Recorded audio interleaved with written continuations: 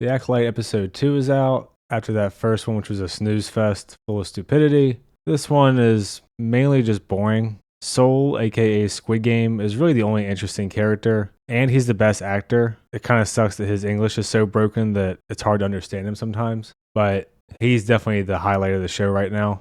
There'll be spoilers, so there's your warning. So this episode ends with us finding out that May, aka Cocaine Rick James, wants to kill 4 specific Jedi because of whatever incident happened in their past to the twins. And this one ends with her killing the second one, and we see where the third one is. And obviously we know that the fourth one is Squid Game. It seems pretty evident to me that my prediction of the twins teaming up and ending up fighting this store brand Darth Vader is going to be how the season goes. The low point for the show is pretty much everything. All the characters are just kind of one-dimensional cutouts. I don't find them very interesting at all. You have the little girl who looks like Suki. All she does is talk shit and make jokes. Rick James is just kind of along for the ride. I'm Rick James, bitch. Fusion Frenzy guy, Yord, is just kind of there and seems pissed off. We just really don't get much. And the rumors are that next week is going to be where the show really turns. So we'll see if that happens. It wouldn't surprise me at all. This has kind of been a trend with these streaming shows where they really go all out on the first episode or two that they release the first week to try to get people sucked in. And then the quality falls off a cliff, even if it's already started at the bottom of a ravine. So that's kind of what I'm anticipating for this show. We've gotten 2 middling episodes. I imagine it's just going to get worse.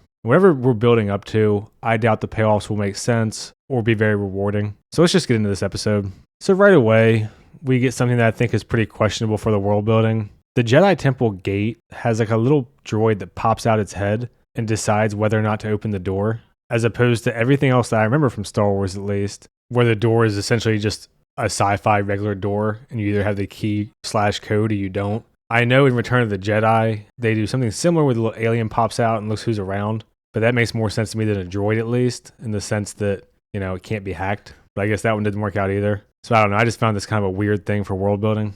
And even if it's not a massive issue, it really seems like the only reason it's done is so that later on this little girl can point at sober Rick James and say it was her, she made me do it, so that they get the confirmation that Cocaine Rick James, aka the evil twin, is alive. I don't think that much thought went into it regardless. And they've managed to kill 2 Jedi Masters in 2 episodes in like the lamest ways possible. So this guy has been meditating for 10 years and hasn't spoken to anyone. And the way that they talk, it seems like this is literally all he does. Like he doesn't even need to go to the bathroom or anything. Maybe it was just explained weirdly, but that's kind of how they made it sound. Like he literally just floats in this room doing nothing because of whatever guilt he feels. Either way, Cocaine Rick James attacks him a bunch. He's just untouchable. And then someone comes in, so she runs away. This is the type of shit that I think is also really bad for your world building. Like the idea of force barriers and whatever is cool, but this makes him like untouchable. Like he literally is just in a safe bubble that can't be breached. I mean, I don't know if maybe a higher skilled Jedi could do it or whatever, but she attacks a bunch and just nothing happens. I think the reason this bothers me is because this also sort of plays into the whole thing where they keep doing this move where someone swings a lightsaber and someone else stops it with their hand. To me, that's not something that really ever should have been introduced, because the whole point of the lightsabers is you're equal enough in the Force to where one can't just overwhelm the other. So then you revert to lightsaber duels. I don't know, maybe they're pulling from deep parts of the lore that I'm not familiar with, but to me, it seems like a lot of decisions are made with only thought as to what goes into one particular show and not how that is going to impact the rest of the universe. And having him just be in this safe bubble thing kind of feels like one of those decisions to me. And then we get quite a bit of filler where again, Rick James talks about being a mechneck. The little girl points out to the audience how stupid that is and how usually droids do it. And again, she just plays it off with a joke as some kind of justification for her having this weird job after being a Jedi. She also says that her skills as a Jedi weren't transferable for work at some point, which is hilarious considering how useful a Jedi would be to have around for like 90% of places. I don't believe you. And Fusion Frenzy is calling BS on this twin thing. Squid Game is like, don't give in to fear. It's a fine scene, but Fusion Frenzy is really annoying. And overall, all of these characters just feel really flat, except for Squid Game. Rick James goes to Ezra Miller and asks him to make a poison so that she can kill this floating Jedi in his bubble. And Ezra Miller explains everybody has a weakness, implying psychology is the guy's weakness, even though he's a Jedi. So he makes the poison, and she's on her way. They also keep referring to him, who we know is the knockoff Darth Vader, saying that she shouldn't use poison because he'd be mad. She's supposed to kill the Jedi without weapons, but she doesn't really seem to care and just does it anyway. So meh.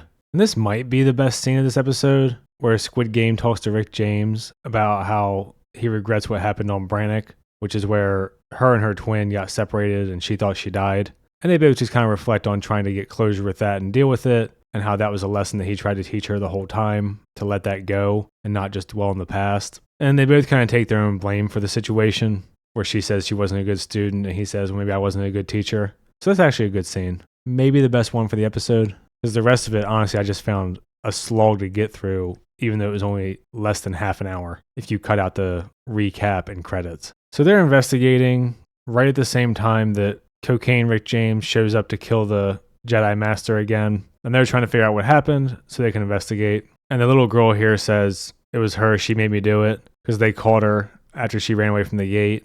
And this is going to sound like a really big nitpick, but it actually does bother me. I don't think there should be any fat human Jedi. The entire philosophy of the Jedi is balance and self-control and kind of being at peace with yourself.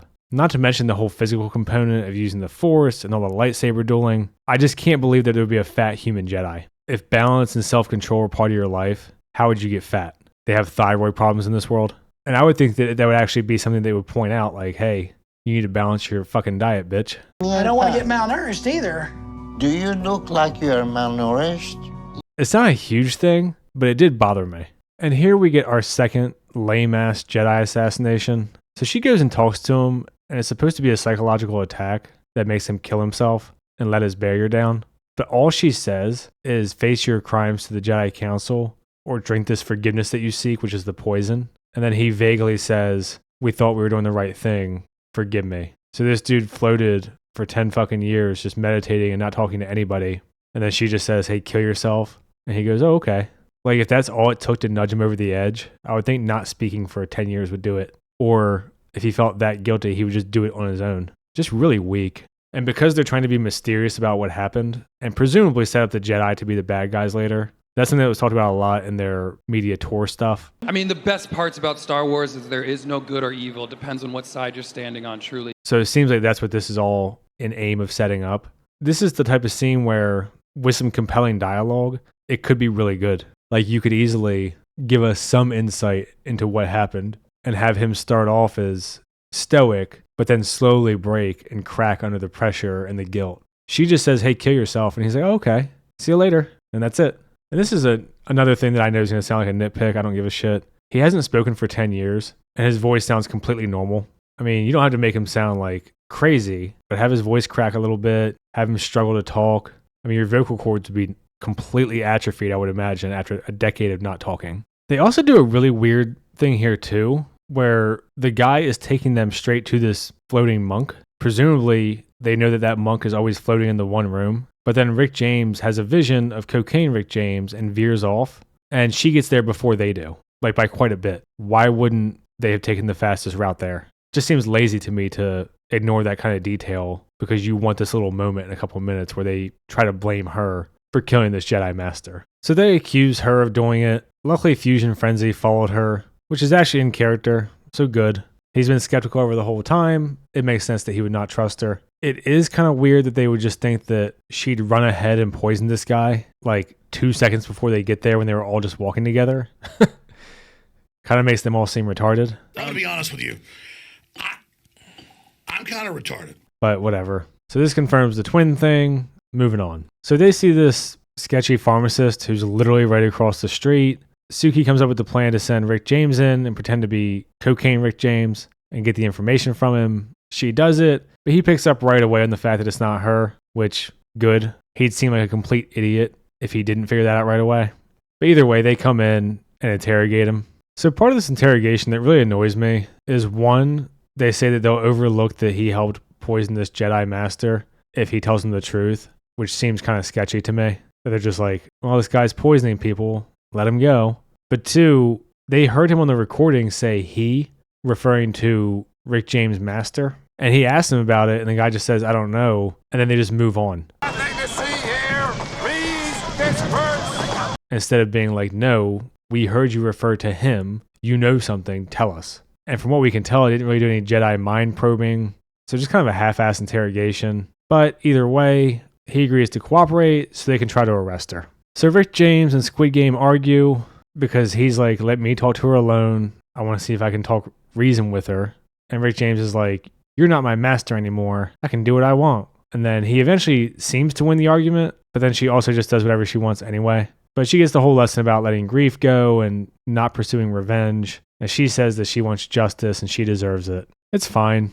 It's a fine scene overall. Probably be more meaningful if we actually cared about her, but she's just kind of there for the ride. We get a really long fist fight where Squid Game is trying to draw the information out of her about who her master is. And he kind of bitches her in the fight, which makes sense. But it's also frustrating to watch because you can see here he flips her and then catches her with the force. And he finds out that her master has hidden his identity even from her. So he can't figure out who it is. And also, during one point in the fight, he picked all of her weapons off of her so she couldn't keep throwing daggers at him. But it's one of those things where it just goes on and on. And why not just use the force to grab her and then arrest her? And you can reunite her with her sister, question her as much as you want to. But I guess that wouldn't make the season last 8 episodes. Eventually, they reveal to her that her sister's alive. And they both tell her that. And she kind of seems to believe them. And then Fusion Frenzy jumps down and shoves her with the force. So clearly she has no force resistance, or it's very weak. So at any point, they should just grab her with the force and arrest her. Whatever. She's cornered and does like the cartoon magician thing where she uses the force to blow up a bunch of dust and then it's just gone. And should the worst come to pass, grant me forgiveness. And it really does feel like a Saturday morning cartoon where they're like, golly gee, she got away. Her and her twins see each other as they're leaving and she escapes. Not really much to say. They keep leaving a lot of stuff really vague. I'm sure because they want to do some kind of twist or reveal, but whatever. We get a quick call where Squid Game is dealing with the bureaucracy of the Jedi. Fine. But he's trying to explain to her it doesn't make sense because they know who her next target is, which is a Wookiee Jedi. And she just kind of says, tough titties, get your ass back here. So, kind of stupid. I kind of see what they're going for with the Jedi being bogged down in politics and bureaucracy and whatever. Still doesn't really make any sense though. Like they know who the perpetrator and the target are. It's not like this is a mystery or an investigation now. It's pursuit. So Cocaine Rick James is mad that Ezra Miller sold her out, but he says, hey, I have a lead on your next target. Or your last target, since Squid Game is the other one. We get a little clip, and we see that the last target is a Wookiee Jedi. And that's it for episode 2.